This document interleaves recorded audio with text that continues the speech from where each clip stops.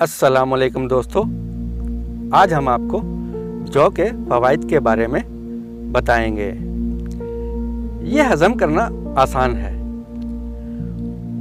और ये एलर्जी नहीं करता और बढ़ते बच्चों की अहम ग़िज़ा है। प्रोटीन की कसीर मिक़दार पाई जाती है। इसमें फ़ाइबर की मिक़दार बहुत ज़्यादा होती है जो कि कब्ज़ को दूर करने में अहम किरदार अदा करती है।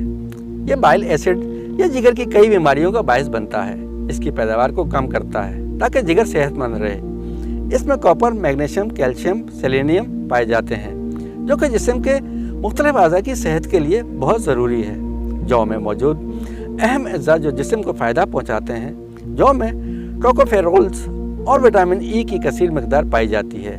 टोकोफेरोल में एंटीऑक्सीडेंट की खसूसियात पाई जाती हैं जिस बिना पर यह जिल्द, बालों और जिस्म के दूसरे अज़ा के लिए नहायत मौसर है।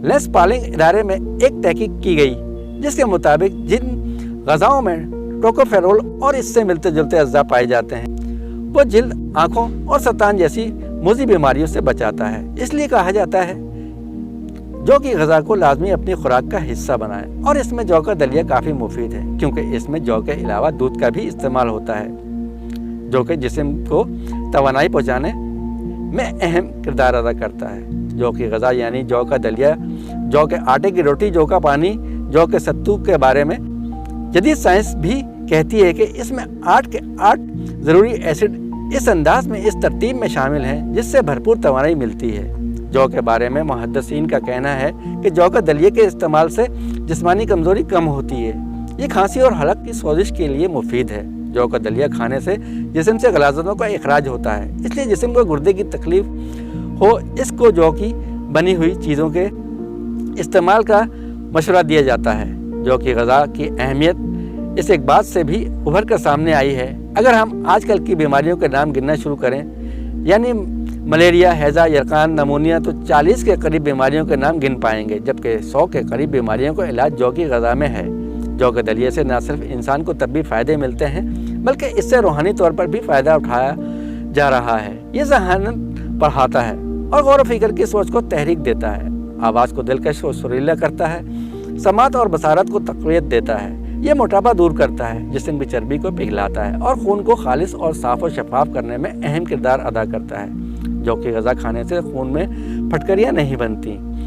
छोटे कद वाले अफराद जौ की ग़िज़ा को अपनी खुराक का हिस्सा बना लें तो इनके कद में नुमाया इजाफा हो सकता है। जौ में दूध से ज़्यादा कैल्शियम और पालक से ज़्यादा फौलाद पाया जाता है। ये जिगर और जिगर की कमज़ोरियों को न सिर्फ दूर करता है बल्कि इससे जिगर को नई ज़िंदगी देता है। जौ के इस्तेमाल से याददाश्त भी बढ़ती है। ऐसे बच्चे जो खुराक की कमी का शिकार हों या आयरन की कमी या जहनी तौर पर कमज़ोर हों, इनके लिए जौ का दलिया एक बेहतरीन खुराक है।